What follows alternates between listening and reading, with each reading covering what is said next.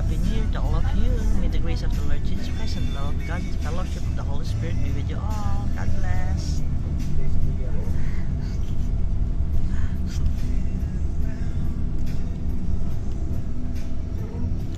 Today is New Year's Day, January 1, 2026.